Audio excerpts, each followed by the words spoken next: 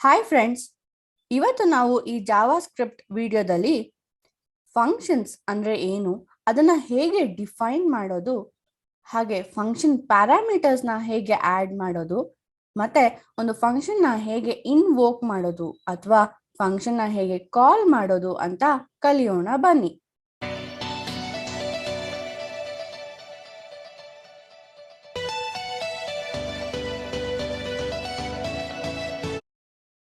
ಮೊದಲನೇದಾಗೆ functions ಅಂದ್ರೆ ಏನು? Block of code that performs a specific task.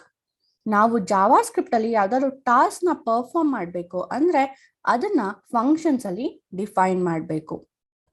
ಯಾವ್ದಾದ್ರು ಟಾಸ್ಕ್ ನ ಪದೇ ಪದೇ ಪರ್ಫಾರ್ಮ್ ಮಾಡಬೇಕು ಅಂದ್ರೆ ಅದನ್ನ ನಾವು ಫಂಕ್ಷನ್ ಅಲ್ಲಿ ಡಿಫೈನ್ ಮಾಡಿ ಆ ಫಂಕ್ಷನ್ ನ ಎಷ್ಟು ಸತಿ ಬೇಕೋ ಅಷ್ಟು ಸತಿ ಕಾಲ್ ಮಾಡಬಹುದು. Functions are declared using the function keyword. ನಾವು ಜಾವಾಸ್ಕ್ರಿಪ್ಟ್ ಅಲ್ಲಿ ಫಂಕ್ಷನ್ಸ್ ನ ಡಿಫೈನ್ ಮಾಡೋದಿಕ್ಕೆ ಫಂಕ್ಷನ್ ಕೀವರ್ಡ್ ನ ಉಪಯೋಗಿಸ್ತೀವಿ. Functions in JavaScript should be invoked. ನಾವು ಫಂಕ್ಷನ್ ನ ಡಿಫೈನ್ ಮಾಡಿದ ತಕ್ಷಣ ಅದು ಎಕ್ಸಿಕ್ಯೂಟ್ ಆಗತ್ತೆ ಅಂದ್ರೆ ಅದು ತಪ್ಪು. ನಾವು ಫಂಕ್ಷನ್ಸ್ ನ ಎಲ್ಲಿ ಎಕ್ಸಿಕ್ಯೂಟ್ ಮಾಡಬೇಕೋ ಅಲ್ಲಿ ಕಾಲ್ ಮಾಡಬೇಕು ಅಥವಾ ಇನ್ವೋಕ್ ಮಾಡಬೇಕು. ಒಂದು ಫಂಕ್ಷನ್ ನ ಡಿಫೈನ್ ಮಾಡೋ ಸಿಂಟ್ಯಾಕ್ಸ್ ಈ ರೀತಿ ಇರತ್ತೆ. ಮೊದಲು ನಾವು ಫಂಕ್ಷನ್ ಕೀವರ್ಡ್ ನ ಬರಿಬೇಕು, ಆಮೇಲೆ ಆ ಫಂಕ್ಷನ್ಗೆ ಒಂದು ಹೆಸರು ಕೊಡಬೇಕು, ಅದರ ಪ್ಯಾರಾಮೀಟರ್ಸ್ ನ ಈ ತರ ಕಾಮನ್ ಬ್ರೇಸಸ್ ಅಲ್ಲಿ ಬರಿಬೇಕು. ಫ್ಲವರ್ ಬ್ರೇಸಸ್ ಒಳಗಡೆ ಫಂಕ್ಷನ್ ಬಾಡಿನ ನಾವು ಬರಿಬೇಕು. ಈಗ ಒಂದು ಎಕ್ಸಾಂಪಲ್ ಜೊತೆಗೆ ಕಲಿಯೋಣವಾ? ಇಲ್ಲಿ ಕೋಡ್ ಪೆನ್ ಎಡಿಟರ್ ಅಲ್ಲಿ ಒಂದು ಸ್ಯಾಂಪಲ್ HTML ಟೆಂಪ್ಲೇಟ್ ನ ಬರೆದಿದ್ದೀನಿ. ಇಲ್ಲಿ ವೆಲ್ಕಮ್ ಟು ಕಲಿಯೋಣ ಅಂತ ಒಂದು ಹೆಡಿಂಗ್ ನ ಆಡ್ ಮಾಡಿದ್ದೀನಿ. ಈಗ ಜಾವಾಸ್ಕ್ರಿಪ್ಟ್ ಫೈಲ್ ಅಲ್ಲಿ ಒಂದು ಫಂಕ್ಷನ್ ನ ಡಿಫೈನ್ ಮಾಡೋಣ. ಫಂಕ್ಷನ್ ನ ಡಿಫೈನ್ ಮಾಡೋದಕ್ಕೆ ಮೊದಲು ಫಂಕ್ಷನ್ ಕೀವರ್ಡ್ ನ ಬರಿಬೇಕು, ಆಮೇಲೆ ಫಂಕ್ಷನ್ ಹೆಸರು. ಇಲ್ಲಿ ನಾನು ಸೇ ಹೆಲ್ಲೋ ಅಂತ ಬರೀತೀನಿ. ಸದ್ಯಕ್ಕೆ ಯಾವುದೇ ರೀತಿ ಪ್ಯಾರಾಮೀಟರ್ಸ್ ಕೊಡೋದು ಬೇಡ. ಈಗ ಫಂಕ್ಷನ್ ಬಾಡಿ ಒಳಗಡೆ ಒಂದು ಸ್ಟೇಟ್ಮೆಂಟ್ ನ ಬರೆಯೋಣ. ಡಾಕ್ಯುಮೆಂಟ್ ಡಾಟ್ ರೈಟ್ ನಮಸ್ಕಾರ ಅಂತ ಬರೀತೀನಿ. ಈಗ ನಾನು ಈ ಪ್ರೋಗ್ರಾಮ್ ನ ರನ್ ಮಾಡಿದ್ರೆ ಏನ್ ಔಟ್ಪುಟ್ ಬರತ್ತೆ? ಇಲ್ಲಿ ಏನೂ ಬರೋದಿಲ್ಲ. ಮೊದಲು ಏನ್ ಹೆಡ್ಡಿಂಗ್ ಬರ್ತೈತೋ ಅದಷ್ಟೇ ಬರ್ತಾ ಇದೆ. ಯಾಕೆಂದ್ರೆ ಈ ಫಂಕ್ಷನ್ ನಾವು ಡಿಫೈನ್ ಮಾಡಿದೀವಿ ಹೊರತು ಅದನ್ನ ಕಾಲ್ ಮಾಡ್ತಾ ಇಲ್ಲ. ಸೊ ಈ ಫಂಕ್ಷನ್ ನಾವು ಕಾಲ್ ಅಥವಾ ಇನ್ವೋಕ್ ಮಾಡಬೇಕು ಅಂದ್ರೆ ಆ ಫಂಕ್ಷನ್ ಹೆಸರು ಬರ್ದು ಯಾವ್ದಾದ್ರು ಪ್ಯಾರಾಮೀಟರ್ಸ್ ಇದ್ರೆ ಅದನ್ನ ಪಾಸ್ ಮಾಡಬೇಕು. ಇಲ್ಲಿ ಯಾವುದೇ ಪ್ಯಾರಾಮೀಟರ್ಸ್ ಇಲ್ಲ, ಸೊ ಎಂಟಿ ಬ್ರೇಸಸ್ ನ ಕೊಟ್ಟು ಸೆಮಿಕೋಲನ್ ಕೊಡ್ತಾ ಇದೀನಿ. ಇದನ್ನ ಫಂಕ್ಷನ್ ಕಾಲ್ ಅಥವಾ ಇನ್ವೋಕ್ ಅಂತ ಹೇಳ್ತಾರೆ. ಈಗ ನಾವು ಈ ಪ್ರೋಗ್ರಾಮ್ ನ ರನ್ ಮಾಡಿದ್ರೆ ನಮ್ಗೆ ಈ ಫಂಕ್ಷನ್ ಕಾಲ್ ಆಗಿ ಈ ಸ್ಟೇಟ್ಮೆಂಟು ಇಲ್ಲಿ ಪ್ರಿಂಟ್ ಆಗ್ಬೇಕು. ನೋಡಿ, ನಮಸ್ಕಾರ ಅಂತ ಪ್ರಿಂಟ್ ಆಗ್ತದೆ. ನಾವು ಈ ಫಂಕ್ಷನ್ ಒಳಗಡೆ ವೇರಿಯೇಬಲ್ಸ್ ಕೂಡ ಸೆಟ್ ಮಾಡ್ಬೋದು. Let name equals Ankita. ಈಗ ಈ ನೇಮ್ ವೇರಿಯೇಬಲ್ ನ ಈ ಸ್ಟೇಟ್ಮೆಂಟ್ ಒಳಗಡೆ ಉಪಯೋಗಿಸೋಣ. ನೇಮ್. ಈಗ ನಾನಿಲ್ಲಿ ರನ್ ಮಾಡಿದ್ರೆ ಏನ್ ಬರತ್ತೆ ನೋಡೋಣವಾ? ನೋಡಿ, ನಮಸ್ಕಾರ ಅಂಕಿತಾ ಅಂತ ಬಂತು, ಯಾಕೆಂದ್ರೆ ನಾನು ಅಲ್ಲಿ ವೇರಿಯೇಬಲ್ ನ ಸೆಟ್ ಮಾಡಿದ್ದೀನಿ. ಈಗ ಇದೇ ನೇಮ್ ವೇರಿಯೇಬಲ್ ನ ಒಂದು ಪ್ಯಾರಾಮೀಟರ್ ಆಗಿ ಹೇಗೆ ಪಾಸ್ ಮಾಡೋದು ನೋಡೋಣವಾ? ಈ ಸ್ಟೇಟ್ಮೆಂಟ್ ನ ಇಲ್ಲಿ ಕಮೆಂಟ್ ಮಾಡಿ ಇಲ್ಲಿ ಸೇ ಹಲೋ ನೇಮ್ ಅಂತ ಬರೀತೀನಿ. ಇಲ್ಲಿ ನಾವು ಫಂಕ್ಷನ್ ಕಾಲ್ ಮಾಡ್ಬೇಕಾದ್ರೆ ಆ ಪ್ಯಾರಾಮೀಟರ್ಸ್ ನ ಪಾಸ್ ಮಾಡಬೇಕು. ಇಲ್ಲಿ ಅಂಕಿತಾ ಅಂತ ಬರೀತೀನಿ. ಈಗ ರನ್ ಮಾಡಿದ್ರೆ ನಮ್ಗೆ ಏನ್ ಔಟ್ಪುಟ್ ಬರಬೇಕು? ಮತ್ತೆ ನಮಸ್ಕಾರ ಅಂಕಿತಾ ಅಂತ ಬರಬೇಕು. ಯಾಕಂದ್ರೆ ಈ ನೇಮ್ ವ್ಯಾಲ್ಯೂನ ನಾವು ಪ್ಯಾರಾಮೀಟರ್ ಆಗಿ ತಗೊಂಡು ಅದನ್ನ ಫಂಕ್ಷನ್ ಕಾಲ್ ಮಾಡ್ಬೇಕಾದ್ರೆ ಕರೀತಾ ಇದೀವಿ. ನಾವು ಇಲ್ಲಿ ಎಷ್ಟು ಪ್ಯಾರಾಮೀಟರ್ಸ್ ಬೇಕಾದ್ರೂ ಡಿಫೈನ್ ಮಾಡ್ಬೋದು. ಇಲ್ಲಿ ಇನ್ನೊಂದು ಪ್ಯಾರಾಮೀಟರ್ ಏಜ್ ಅಂತ ಡಿಫೈನ್ ಮಾಡ್ತೀನಿ. ಅದನ್ನ ಇಲ್ಲಿ ಸ್ಟೇಟ್ಮೆಂಟ್ ಅಲ್ಲಿ ಉಪಯೋಗಿಸೋಣ. ನಮಸ್ಕಾರ name you are age years old.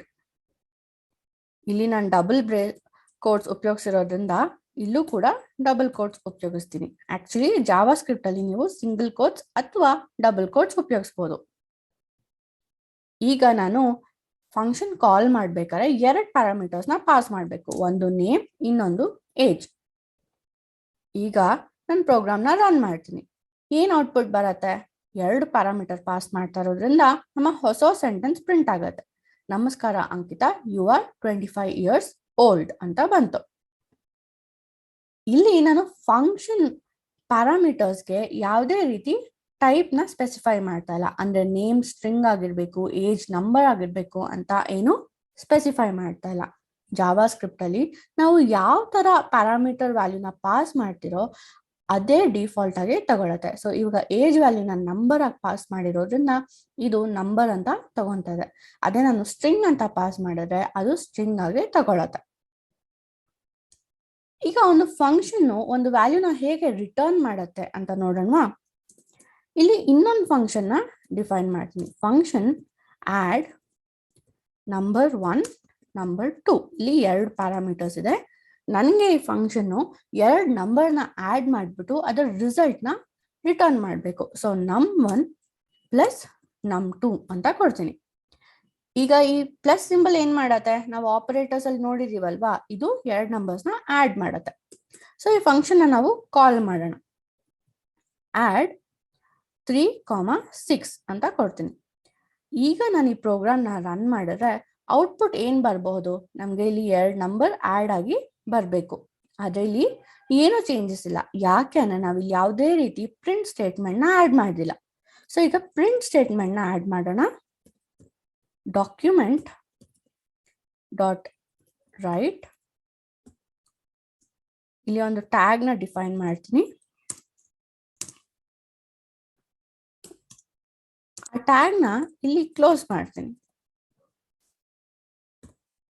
ಈಗ ರನ್ ಮಾಡೋಣವಾ? ಈಗ ಏನ್ ಔಟ್ಪುಟ್ ಬರ್ಬೋದು? ನಾನು ರಿಟರ್ನ್ ರೈಟ್ ಸ್ಟೇಟ್ಮೆಂಟ್ ಹಾಕಿರೋದ್ರಿಂದ ನನ್ಗೆ ಏನಾದ್ರು ಚೇಂಜಸ್ ಆಗತ್ತಾ? ಅನ್ಡಿಫೈನ್ಡ್ ಅಂತ ಬರ್ತದೆ.